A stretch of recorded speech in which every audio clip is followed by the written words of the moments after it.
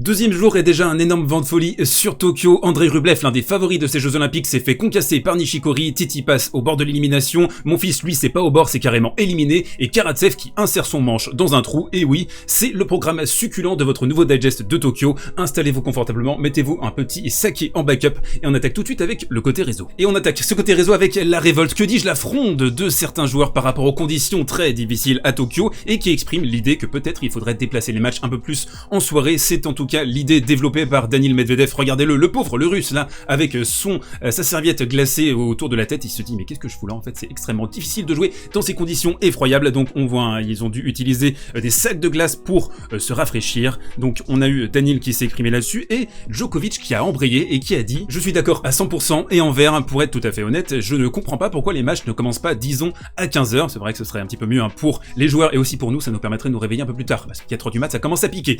J'ai cru comprendre que pour le tennis il y avait une sorte de couvre-feu qui les oblige à terminer à minuit. Si c'est le cas, je viens juste de terminer mon match. En plus, Djokovic jouait en dernière rotation sur le central hier, il n'est même pas à 17h, c'est vrai qu'ils ont terminé tôt, et on aurait encore potentiellement 7h à jouer. Ils ont les lumières et tout, ils pourraient nous rendre la vie beaucoup plus facile pour nous les joueurs. Je ne comprends juste pas pourquoi ils ne décident pas de déplacer les horaires, je ne comprends absolument pas. Ces déclarations de Novak Djokovic et de Daniil Medvedev ne sont pas isolées. Côté français également, on a eu une petite rébellion de la part de Gilles Simon qui s'est exprimé sur ce sujet qui a été assez vilipendeur. Du coup, l'excellentissime Quentin Monnet lui pose la question, c'est normal, c'est logique, c'est le meilleur journaliste sportif de sa génération. Quentin qui lui demande: les conditions de jeu sont-elles supportables, d'une manière un petit peu candide. Mais oui, qu'est-ce que tu crois, Quentin? Bien sûr, on joue dans un frigo, on se fait masser les pieds entre chaque changement de côté, on se fait en plus enlever les peaux mortes par des poissons japonais en plus, c'est énorme. Alors il aurait pu répondre ça, c'était la réponse logique à mon sens, mais non, contre toute attente, il va lui dire: c'est brutal, toujours dans ce contexte où il faut tout faire tout seul. C'est triste, hein, vraiment tout faire tout seul, c'est tellement difficile dans la vie, et où on nous enlève de plus en plus de temps,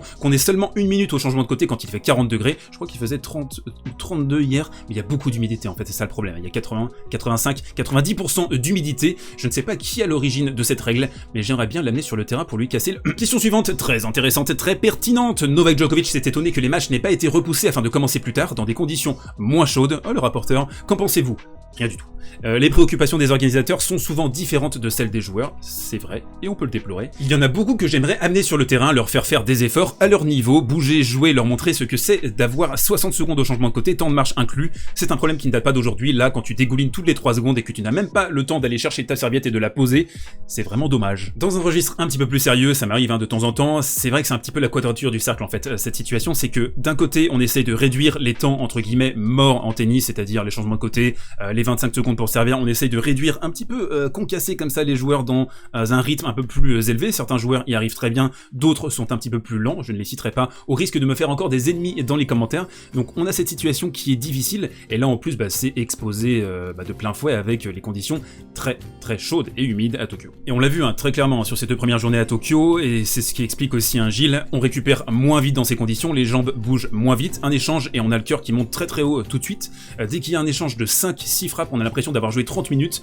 la tête qui tourne. Ce qu'on devrait logiquement faire, c'est augmenter le temps de récupération. Il y a 10 minutes de repos entre le premier et le deuxième set, mais ça ne suffit pas. Alors ça c'est pour les griefs, et ils sont légitimes. La situation est difficile à Tokyo, et puis il y a certains joueurs qui font preuve de créativité, d'inventivité, et c'est notamment le cas d'Aslan Karatsev, regardez-le, qui insère le manche de sa raquette dans le tuyau qui vous envoie de l'air, regardez-le, les doigts, dans la bouche, dans le nez, dans les narines, dans les yeux, un petit peu partout, on essaie de se rafraîchir de toutes les façons possibles. La créativité c'est très important dans la vie. Autre info d'importance sur ce côté réseau, c'est l'élimination de Gaël Monfils, déjà au premier tour contre Ivashka. Il a perdu notre Gaël national, on va y revenir d'ailleurs dans le coin tactique, je vais vous exposer les manques récurrents, réguliers de la part de Gaël, et une interview assez lunaire, très lapidaire, qui nous explique un petit peu Gaël qu'il est en désarroi total de perdre tous ses matchs 7-6, 7-5 au 3e ou au 5e set.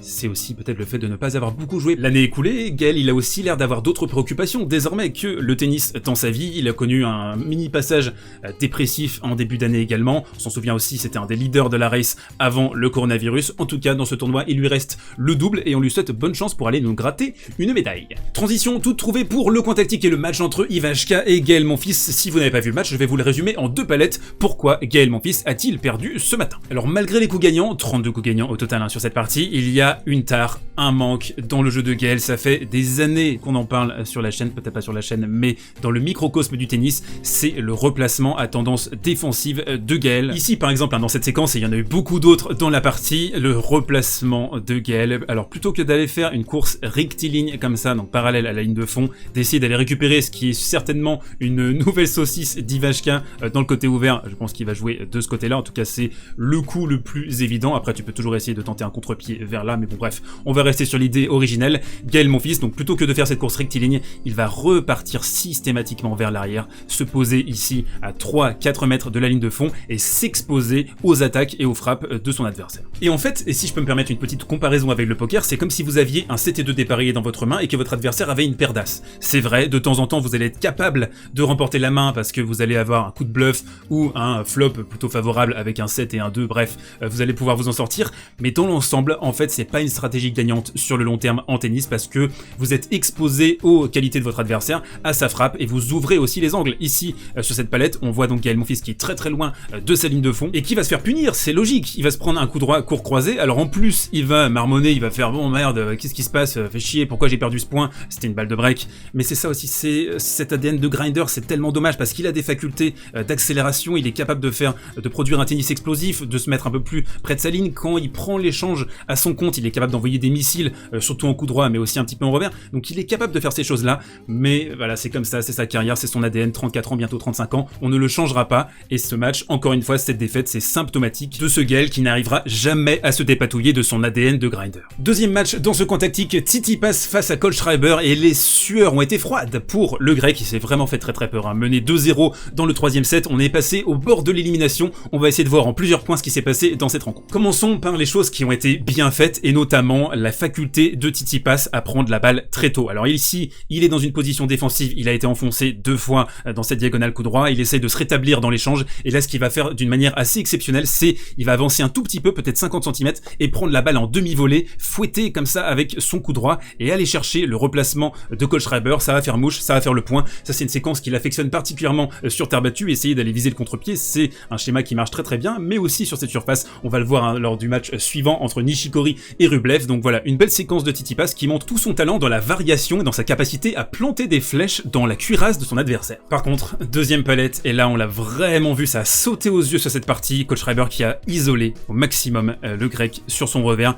dès qu'il avait besoin d'un point, il servait sur le revers, dès qu'il avait besoin de s'installer dans l'échange, d'engager un rallye pour pouvoir ensuite éventuellement aller attaquer longue ligne après avoir déplacé Tsitsipas, c'était encore et toujours sur le revers. Quelle faiblesse structurelle hein, pour le grec sur cette surface notamment, il a beaucoup de mal à faire des différences, on l'a vu hier, hein, rappelez-vous, Djokovic qui est capable dans cette position de faire un revers long de ligne imparable hein, pour son adversaire, là Tsitsipas il a pas ce talent là, il a pas cette faculté là, et du coup il a beaucoup souffert de ce côté contre l'allemand, et je pense que ça risque de lui poser des difficultés dans ce tournoi. Troisième palette, et un autre point sur lequel Tsitsipas va devoir s'améliorer au cours de sa carrière, c'est encore un jeune joueur mais bon, finaliste en Grand Chelem déjà à Roland Garros, c'est le retour de revers bloqué, il va absolument falloir mettre ce coup dans son arsenal, l'implémenter dans son arsenal. Ici on le voit un Kohlschreiber, le vétéran allemand qui est capable de faire ce coup d'une manière très régulière. Alors pourquoi c'est un coup qui est fort? Parce que vous venez de servir, vous êtes encore vous avez à peine atterri sur vos appuis que paf, vous prenez ce retour de service quasiment dans les guibolles, il va falloir bouger très rapidement,